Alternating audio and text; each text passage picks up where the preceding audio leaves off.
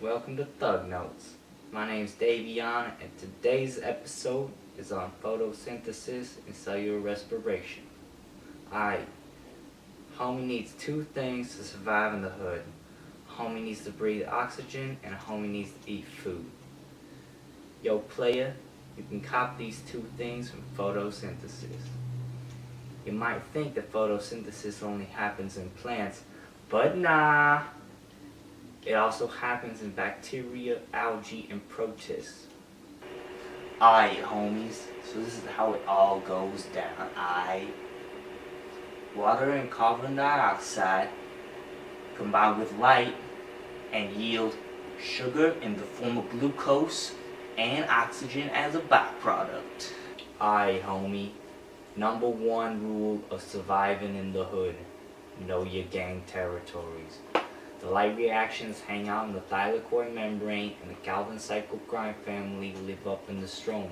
As you see here, if you got a stack of thylakoids, you got a granum, homie. Here we have the light reactions. You got your light and your water that come in, you feel me, dog? Inside of the thylakoid membrane is the lumen. Light is used to power all that movement of that young electron across an electron transport chain. The electron passes through that photosystem 2 and that photosystem 1 with the help of a mobile electron carrier, but first stops at that cytochrome complex and eventually go to that NADPH to be used in the Calvin cycle. At the cytochrome complex, protons are pumped into the lumen, creating a higher concentration of protons inside the thylakoid. The water will be split like Bieber and Selena, you feel. Oxygen will then diffuse out of the cell, and protons are now going to be part of the hydrogen ion gang because they just lost their electrons, dog. This gives a positive charge inside the lumen, and it goes through ATP synthase, which is a rotor that'll make ATP. As ATP that just got done produced goes on down to the Calvin cycle. Independent reactions. First off, homie, we start with Rubisco. No, we ain't talking about no Rubik's Cube. Dog, we talking about photosynthesis. Rubisco, which is formed from a 5-carbon ribulose and a 1-carbon carbon dioxide, a process called carbon fixation. It breaks into not one, not two, but 3 carbon molecules and gets energy from ATP and NADPH. It becomes G3P, which can later become assembled to glucose or maltose, etc. Some of the G3P is recycled to continue the process again. If the stomata of the plant is closed due to excessive heat, then the plant won't have enough oxygen, and G3P cannot be made, and you is f***ing. Therefore, oxygen is able to enter the cycle and joins with Rubisco to form something that ain't useful, yet the plant still has to break it down using energy. Kinda like that burger you ate last night, dog. This process is called photorespiration. This process is bad, homie, because the plants don't get anything out of it. Eating a burger is bad because you get fat, homie. So for when CO2 levels are a real pain in the ass, I'ma lay down some evolutionary solution for you guys. Canned plants, stomata only open at night, just like the club, homie. And CO2 will come in and make malic acid that's stored in the vacuoles. In the daytime, stomata will close and take CO2 out of the malic acid to make carbohydrates. C4 plants have modifications which enable them to minimize water loss and maximize sugar production. In C4, enzymes take in the CO2 to make a 4-carbon molecule which will move into the bundle sheath cells. They then take the carbon dioxide and introduce it back into that OG Calvin cycle. Alright, homies, we're gonna move to our next topic of discussion today: cellular respiration. Yo, unlike photosynthesis, every living thing undergoes cellular respiration. It goes down like this. Glucose and oxygen yield carbon dioxide, water, and energy in the form of ATP.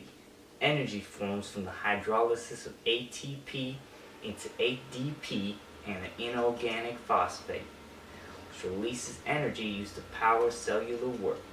When there's enough oxygen in the cell, it undergoes aerobic respiration, and when there isn't, the cell undergoes anaerobic respiration. We're going to start it off with aerobic respiration. There are 3 steps to aerobic respiration. The first is glycolysis. Second is Krebs cycle. The third is electron transport chain. Glycolysis occurs in the cytoplasm and does not require oxygen, as I said previously. In glycolysis, we take glucose, a 6-carbon molecule, and we break it down to 2 molecules of pyruvate, which are each 3 carbons. 4 ATP is produced, but 2 of them got to be recycled, which results in a net gain of 2 ATP and 2 NADH. Next step of aerobic respiration, the Krebs cycle. This occurs inside of the inner membrane or the matrix of the mitochondria. The pyruvate from glycolysis is then converted to acetyl-CoA by combining with coenzyme A. The 2 carbons in acetyl-CoA are rid of by producing CO2. We produce 2 ATP and also produce NADH and FADH coenzymes which have higher energy electrons, leading us to third step, electron transport chain. The electron transport chain is a proton pump that works by coupling 2 reactions, one exergonic and one endergonic.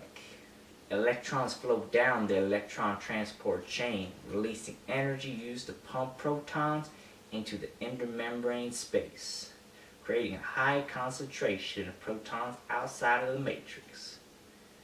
NAD and FAD deliver electrons from glycolysis in the Krebs cycle to the final electron acceptor, oxygen, through a series of redox reactions with the byproduct of water. These processes work together, increase the proton concentration in the intermembrane space to cause the protons to flow down their gradient through ATP synthase, powering the synthesis of the majority of the ATP needed by the cell. That concludes aerobic respiration. If there ain't no oxygen, then we got ourselves a problem, my man. Yeah, I guess we could still take the glucose and change it to that young pyruvate, because that glycolysis don't need no oxygen.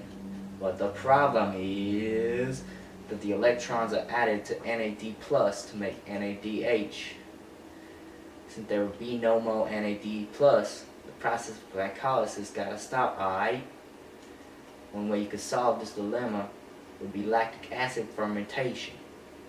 It takes glucose and break it down to pyruvate and then further converts it to lactate while accepting the electrons from NADH in order to make more NAD+. Another solution is alcohol fermentation. We gotta break glucose down to pyruvate and break that on down to ethyl alcohol.